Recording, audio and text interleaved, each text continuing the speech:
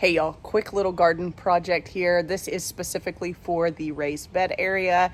I need to really get the supports up for the cosmos, the dahlias, as well as the zinnias. So the cosmos and the zinnias are my number one concern. I still think I'm going to use the same netting that I'll show you here in a second for the dahlias. I'm not sure. We'll get back there and see. But we live in a really windy climate here in Oklahoma City, and we actually had a pretty good storm last night, and I'm thankful that the zinnias and the cosmos weren't taller because I did not have the supports up yet. So maybe something to think about once you've pinched your cosmos and your zinnias or any other plants that you're growing. It might be a good idea to go ahead and put up some supports, because what happens once you pinch those, you're going to get two offshoots. That plant's going to get a little bit more top heavier. They're going to get more blooms, and you're just going to need a little bit of support. So let me show you what support I got. I tried something new this year. And last year we just got really busy. It was our first year in this house. We got a bunch of stuff in the ground, but I didn't really have enough time or make enough time to get the supports up. And while the zinnias and the cosmos did really well in the wind, at the end of the season, they were really struggling. And when we have a storm like we did last night, it tends to topple those over and break the stems, and you have to cut them and you have to let them regrow. So let me show you the support, and I will show you the stakes that I got. This is just my method of staking. There's a million ways to do it, so choose what works best for you. But let me just flip around here really quick and I'll show you what we're working with. So here are the stakes. So I just got some wooden stakes that are going to be painted the same color as the fence and the raised beds. And then for the supports, I got this jute. So it's squares, it's pretty large squares. You can kind of see there.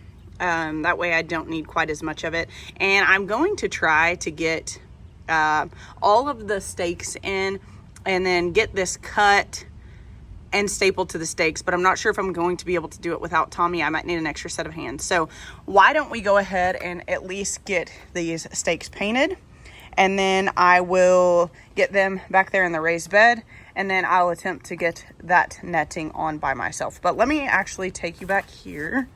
You can see all the leaves. We actually had some hail last night too. Thankfully, it was small and it didn't do much damage. It did some damage to my begonias and some things like that that were on the back porch, but nothing too crazy. It will start to grow out. All the leaves will start to grow out pretty quick. So here's what we're working with. Ignore the water hose. It's always out, but here's what we're working with. So these are coneflowers. They are not going to need support, so I'm not even going to put them up. There are some yarrow, a very small amount of yarrow, honestly, that germinated. I need to do some more weeding here. This is how much rain we got last night. We got about 1.5 inches of rain last night, so that was nice, but the hail wasn't. But really, you can see a little bit of damage over here. It broke some leaves and it shredded some leaves, but nothing really too crazy. So the zinnias, this whole bed, there's going to be 4 stakes in the corner and then probably 1 in the middle and or 6. I'm not sure exactly what I'm going to do yet. I'm going to get the 4 up and start from there. So this bed over here, that is the Cosmo bed, as well as the Amaranthus that I'm gonna have to come up with a slightly better option for Amaranthus seed.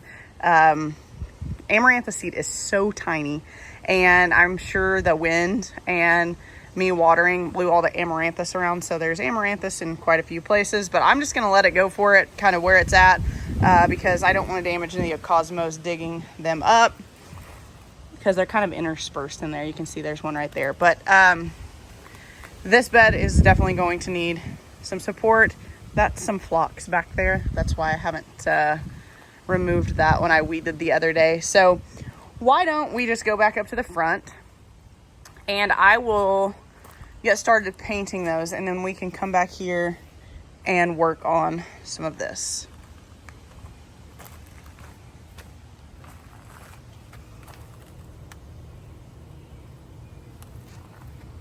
It's 87 here today, and it's very hot and humid, so the bees are a little hot as well. So they're hanging outside on the landing board. And on another bee note, I am actually getting ready to add my second deep. So that is just another brood box with another 10 frames. So total we will be 20. You need really 2 deeps to kind of get through winter, or that's your best chance of overwintering your bees. And so although we stay really warm here, and although we're in Oklahoma, our weather does get pretty cold. We do get below 0, not super often, but often enough that I think that 2 deeps would work well for the bees. So anyways, let me set my camera up and we will go ahead and get started painting on the stakes. We'll get the stakes placed, and then hopefully we can get this netting up by ourselves. But you can see it's pretty windy here today, so I don't know if I'm going to be able to do it effectively by myself, but we'll see.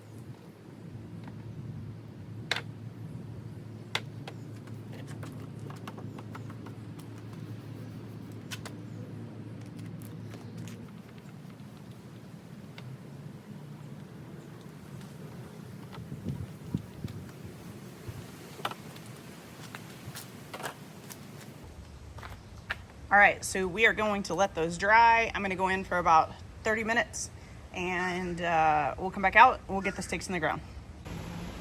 All right, well, attempted the netting by myself. I can't do it. I had to wait till Tommy got home. So I just decided to wait on everything. So we're gonna get the stakes in right now. We may do 4, we may do 6. It just depends on how the netting kind of looks with 4. I know we'll have to have some support in the middle, but I don't know if we'll need 2 or just 1. So let's get the stakes in the ground and then let's get the netting up.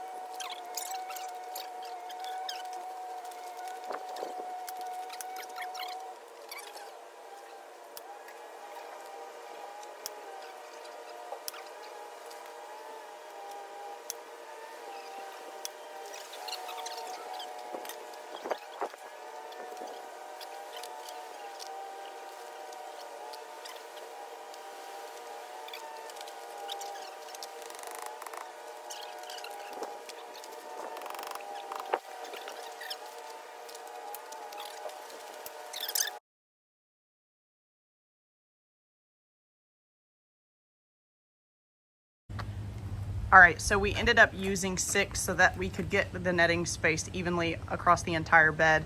We've got it pulled pretty tight, and then we have room to add additional netting should we need it, but I really don't think we're going to.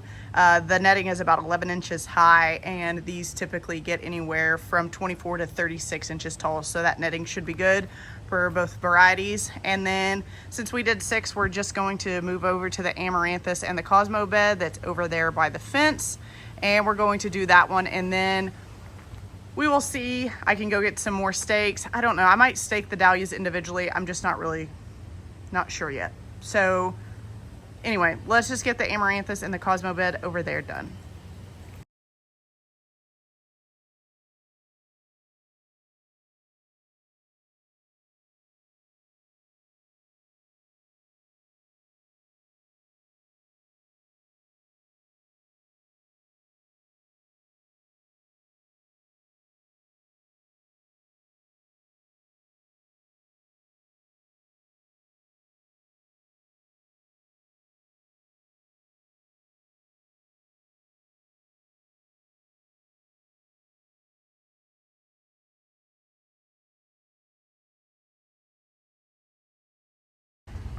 All right, so it's probably a little bit harder to see this one over here, but this one over here, we measured everything out because we're a little OCD, so everything is the same height, and I really like this jute netting.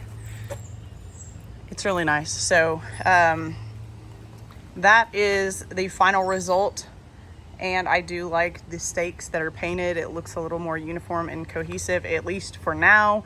When the Cosmos and the Amaranthus and the Zinnias get bigger, you won't even notice those posts because the stakes, because the flowers get so much bigger. So debating here, this is clary sage, so this is not going to need any support. And these variety of dahlias, this is the Lavender Perfection right here, and then I randomly found a tuber that I didn't realize that I had. I found it in a pile of stuff, and so that's also a Lavender Perfection. So Lavender Perfection, random, had to stick it there. But these don't get that tall. I didn't stake them last year, so I don't plan on staking them this year. Neither of these two dahlias. These dahlias didn't have a name on them when I purchased them. They were just labeled dahlias, so I don't know what variety that is, but they are shorter and more compact. But these varieties back here, they are going to need staking. These are dinner plate dahlias. The blooms will be very big and heavy, and it's just going to be too windy not to stake those. And I need to do some weeding in that bed. But these are the emery Paul right here. So I ordered 2 of these, and you can see how big this one is back here. Planted these tubers at the same time, and this is what one of the tubers is doing, even though it's the same variety. I'm not sure exactly what's going on with that, but this one is well ahead, and you can see some of the storm damage from last night, which is kind of a bummer, but again, they will recover in a fairly short amount of time. But I think I will probably get just 4 stakes, and then I will do that same netting just from the emery Paul line that's right there across and back. And the hollyhocks are pretty protected by this fence, so if I need to, I'll just stake the hollyhocks individually with like a bamboo pole or something like that. I do have some small supports on them already, but I need to upgrade them in size. And then eventually, these are all hollyhock seeds that I planted, so eventually those will need some staking as well. I plan on taking these out and transplanting them into the landscape. Hollyhocks will typically bloom on their second year depending on variety, but I'll probably end up taking those out and planting them once they get quite a bit bigger in the landscape. But overall, I'm very happy with how this turned out, and I will keep you guys posted on the progress back here. We're starting to get a lot of green, and actually, let me see. So I have some tomatoes back here, and I'm already starting to get quite a few tomatoes.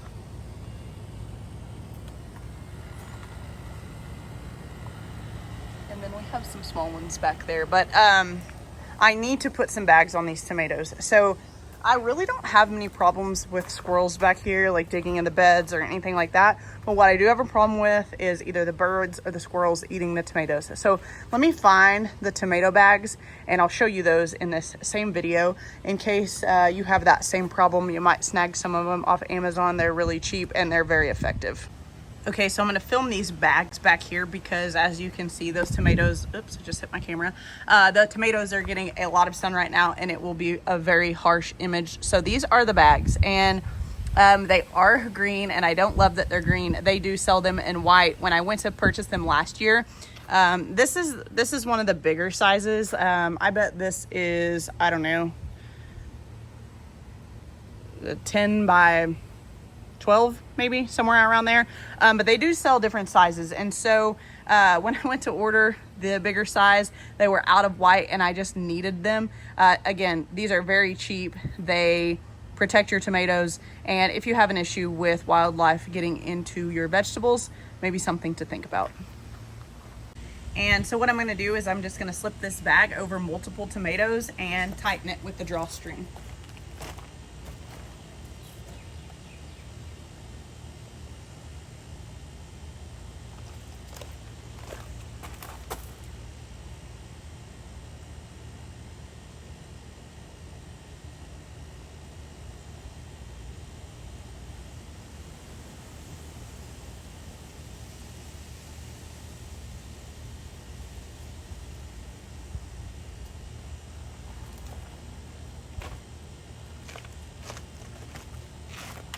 The sun's a little bit harsh, so it might be hard to see this one. Let me see if I can get this a little bit closer.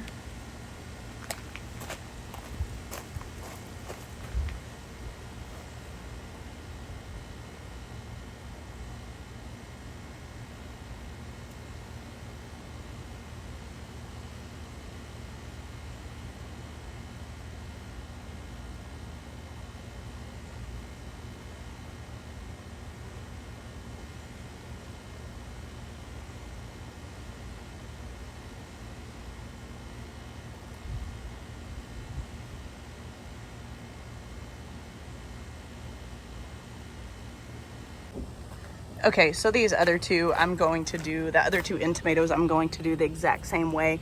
But there you see them, they're protected. Something to think about when you have like multiple blooms like this. There's 3 of them here. Gosh, sorry, the sun is in a really tough spot. But what you wanna make sure is that when you go to put these bags on, that there's actually 4 blooms, I think. Anyways, you wanna make sure all of the blooms have been pollinated and the tomatoes are starting to form before you put the bag on. Just something to be cognizant of. But I am just going to get the rest of these. There's more tomatoes on these plants than I thought after looking at them closely. So I'm gonna get all of these bagged. And I should also show you real quick an update on the pinched cosmos and zinnias. We have a few broken leaves and things like that from the storm last night, but you can see here on this one that where I pinched it right there in the middle, it's cut these 2 offshoots right here, and then it's sent out energy into this first leaf, which is not a true leaf, and it is shot out 2 new leaves there as well. So they pretty much all look like that. Here's another example. This one actually has 3 offshoots. So that is what happens when you pinch your flowers. And then the zinnias are a little bit further behind, but I was taking a look at them while we were kind of putting this netting in, and you can see here this is not a great example and everything's really dirty from all of the rain, but it sent out this offshoot right here and then it's working on that one right there. So that is what I mean when I say sturdier plant, double the yield. So that is all that I have for this video. I know this video was pretty short and nothing groundbreaking, but if nonetheless, I hope that it reminds you to get out there and pinch your dahlias, your cosmos, your zinnias, and any cut flowers or any flower that you want to have a sturdier plant and a higher yield from. I got that question quite a bit in the last video. Can I pinch sunflowers? Can I pinch X, Y, and Z? And absolutely, if you want a higher yield and you want a sturdier plant, then absolutely pinch it. I pinch everything back here unless I know that I've planted enough of them that I'm going to have plenty of yield as it is, i.e. the coneflower back here that I way overseeded thinking not near as many would come up. But yeah, if this video serves no other purpose, just as a reminder to go out there and pinch your flowers and get your supports up for the coming months. Your plants are going to need them. And then, you know, maybe you didn't know about the tomato bag trick. It is a very simple and cheap way to protect your produce from the wildlife. So, yeah, that's it. We'll catch you guys in the next video. I appreciate you guys so much for watching. If you wouldn't mind, please like and subscribe. Bye.